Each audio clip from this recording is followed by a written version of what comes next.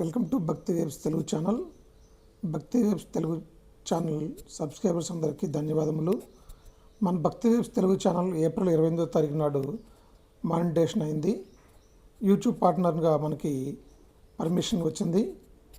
ఈ భక్తి waves Telugu channel మన జనవరి 10వ తారీఖు నాడు క్రియేట్ చేసి జనవరి 24వ తారీఖు నాడు యూట్యూబ్లో మొదటి వీడియో పెట్టడం జరిగింది, సాయిబాబా వీడియో.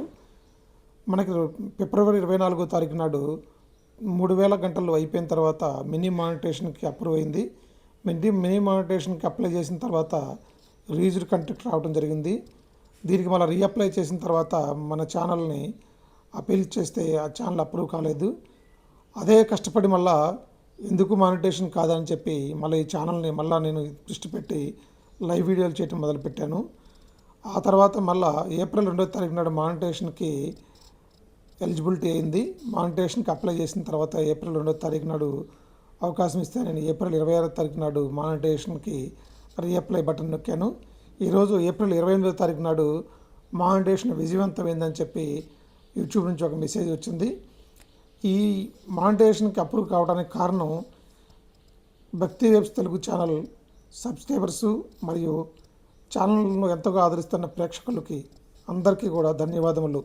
మన భక్తి వేవ్స్ తెలుగు ఛానల్ని ఇంకా ముందు కూడా ఇంతే ఆదరిస్తారని కోరుకుంటూ, కష్టపడితే ఎప్పుడు ప్రతిఫలం తగ్గుతుంది. దీనికి నిదర్శనం మన భక్తి వేవ్స్ తెలుగు ఛానల్.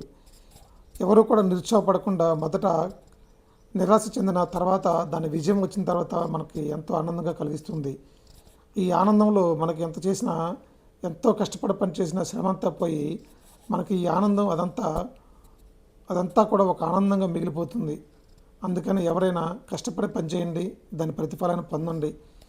దీనికి నిర్వచనం మన భక్తి వేవ్స్ తెలుగు ఛానల్.